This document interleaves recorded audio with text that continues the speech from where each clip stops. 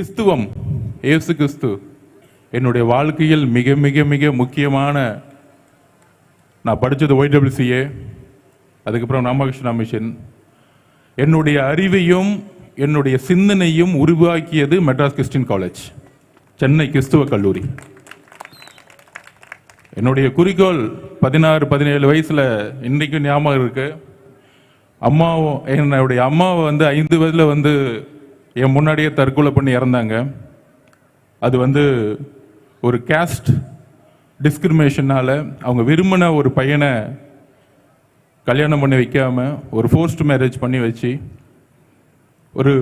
ஒரு கல்யாணம் பண்ண வச்சு அது மூலயமா எங்கள் அம்மாவை நான் இறந்தேன். நான் அது பேர் தான் ஹானர் கில்லிங்னு சொல்லுவாங்க. அப்படி ஒரு இறப்பை சிறு வயதிலேயே பார்த்து அதிலிருந்து என்னுடைய மாமா என்னை சின்ன வயசில் தூக்கிட்டு போய் ஒப்படைச்ச இடம் YWCA.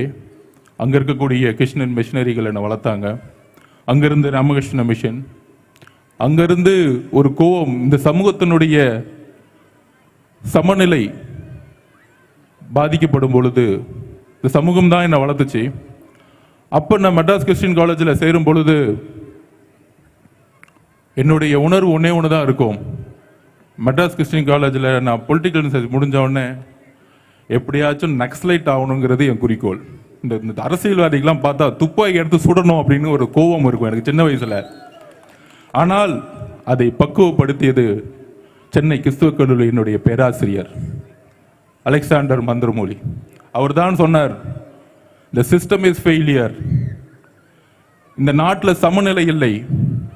அம்பேத்கர் உருவாக்கிய சமநிலை, சமதர்மம், சமூக நீதி பாதிக்கப்பட்டக்கூடிய இடம் மக்கள் கிட்ட இல்லை, அரசியல்வாதி கிட்ட இருக்கு. அந்த அரசியல்வாதிகள் தான் மக்களால் தேர்ந்தெடுக்கப்பட்டு அதிகாரத்தை வரும் பொழுது மக்களை தவறாக வழிநடத்திட்டு இருக்காங்க. ஸோ சிஸ்டம் ஒரு தப்பான இடத்துல இருக்கும் பொழுது அந்த சிஸ்டம் மக்களை தவறாக வழி நடத்துவார்கள். அப்ப நீங்க அந்த சிஸ்டத்துக்குள்ள போங்க, எலெக்ஷன் என்னன்னு தெரிஞ்சுக்கோங்க, தேர்தல்லாம் எப்படி ஒர்க் பண்ணணும் அப்படிங்கிற ஒரு விஷயத்தை உள்வாங்கி